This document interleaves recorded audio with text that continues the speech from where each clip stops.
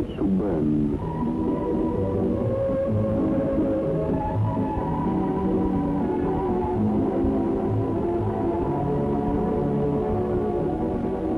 مع الأدباء الشبان تعده وتقدمه هدى العجيني.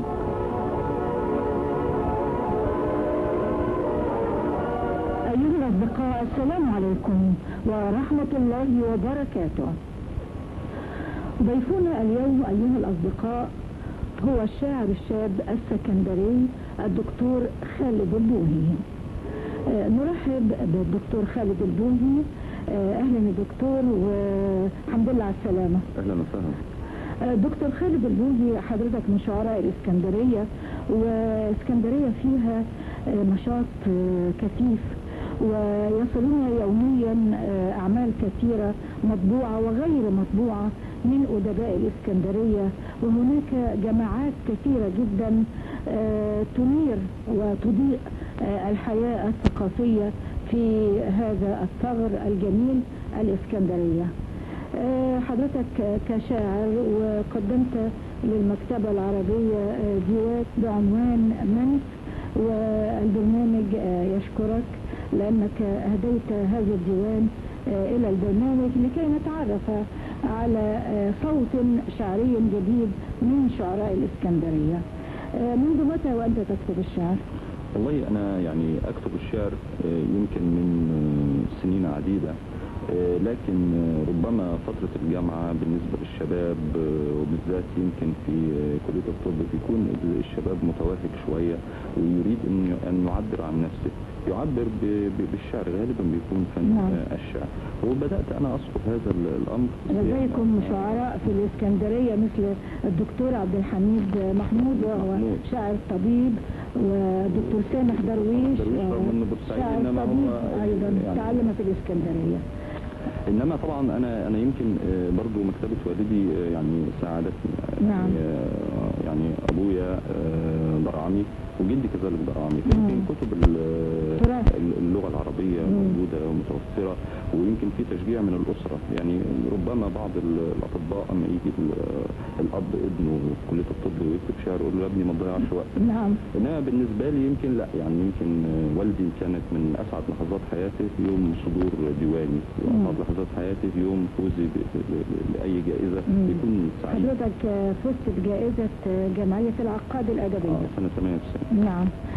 إذن يعني نخلص من هذا بأن القراءة دي شيء ضروري جدا حتى لطلبة كلية الطب والكليات العملية. هي حتى بتصفر، حتى مش لازم يكون الإنسان يعني شاعر، إنما من المؤكد إنها بتصفر العقل وتهذب الوجدان. نعم. الطبيب إنسان، إذا لم يكن الطبيب يعني يشعر ويستشعر مرارة الآخرين فلن يستطيع أن يعالج. إلى جانب الثقافة، الخلفية الثقافية دي شيء مطلوب جدا. ده صحيح طبعا. نعم. احنا نطلب، يعني نحب الإنسان أن يكون مثقفا، طبيب أو مهندس أو محامي، ويكون عنده الثقافة. تخيلي أنت محامي مثلا لا يريد اللغة العربية. نعم. كيف يترافع؟ نعم. نعم. لكن ليس كل الشباب حاليا يهتمون بالقراءة، ومع الأسف وتحديدا باللغة العربية. اللغة العربية مظلومة. نعم. نعم.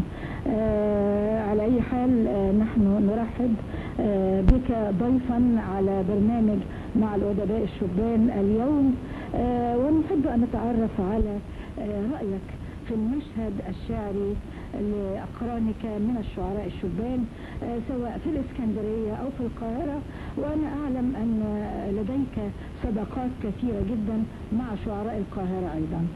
وربما المشهد الشعري لابد ان احنا نرجع للخلف شوية، ايام ما كان فيه انتكاسة للشعر العربي، وبدأ البارودي احياء، النهضة كانت من مصر، البارودي احياء واحمد شوقي احياء، رغم ان الاثنين ما كانوش من اصول مصرية، انما المناخ العام في مصر كان يساعد على ذلك.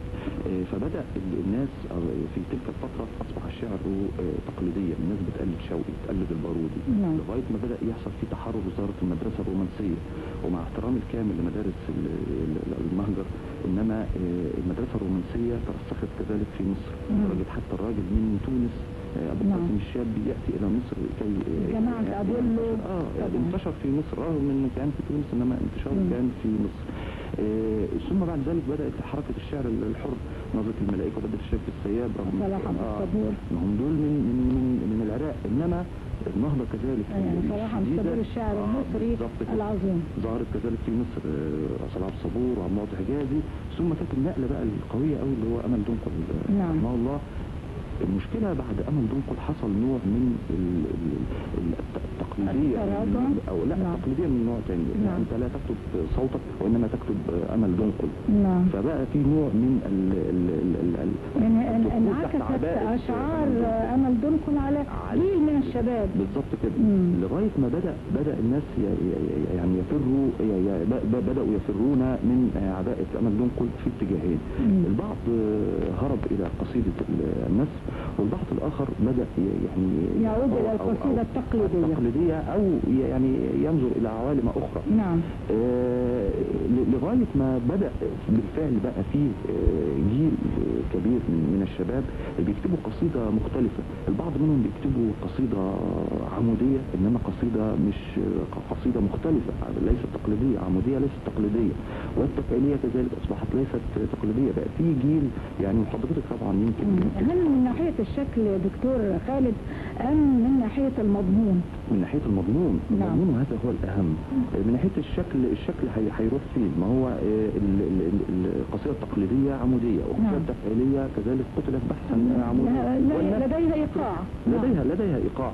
إنما المضمون وقصيدة النثر حرة تماما، وإن كان أصحابها ينظرون لها بشكل آخر. ده صحيح، إنما يعني هي يعني أنت ممكن تعتبرها جنس أدبي، إنما يعني ما تقدرش تقول برضو إنها قصيدة القصيدة يساوي وزن وإيقاع. ما ينفعش يبقى فيه موسيقى مثلا، الموسيقى يعني هذا في رأي حضرتك، أننا يعني بنضيف كثير من شعراء قصيدة النثر، والبرنامج مفتوح لكل النوافذ. هو بالفعل لابد زي ما كان لنا صديق دكتور يحيى عبد العظيم كان بيقول أنا مع الليبرالية في الأدب. بمعنى إن عندك فن أدبي اعرضه، والتاريخ الجميع هو اللي هيحكم، هو اللي هينصف، هو اللي هيقول الجيد سوف يستمر. نعم. هناك ألوان أخرى حضرتك سوف تحدثنا عنها.